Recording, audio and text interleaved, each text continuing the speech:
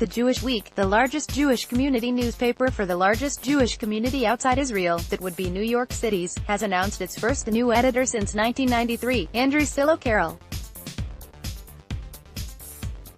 The editor-in-chief of the Jewish Telegraphic Agency, a newswire service, will assume the editorship next month, when the Jewish Week's longtime editor and publisher, Gary Rosenblatt, steps back.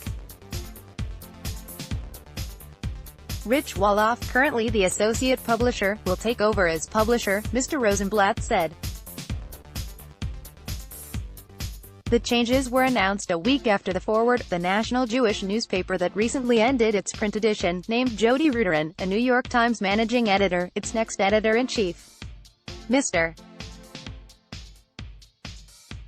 Carroll, 58, said he wanted the paper to stay in the center of Jewish communal life, politically and otherwise, as it tries to survive despite a sharp decline in synagogue affiliation and a media environment that has decimated print weeklies. The Jewish Week's print circulation has slipped to around 40,000, from more than 65,000 in 2005, according to Mr.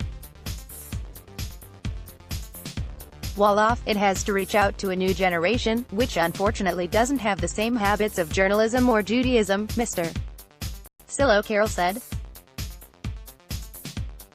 The Jewish Week, which is published by the Jewish Week Media Group, a not-for-profit organization under New York law currently seeking tax-exempt status, has increasingly published investigative articles and stir-the-pot commentary.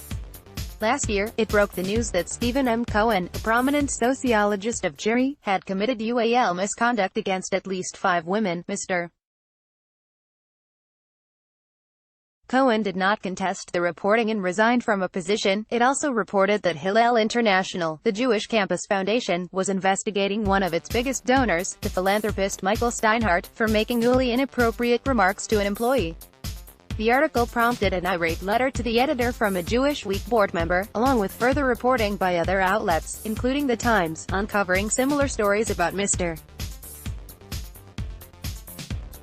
Steinhardt. Mr. Steinhardt has denied some allegations and said other remarks were intended humorously. Mr. Rosenblatt noted that in the battle to hold on to print readers and advertisers, the Jewish Week had an advantage that most newspapers did not. A number of our religiously observant readers don't go online on Shabbat and want to hold and read a newspaper, he said.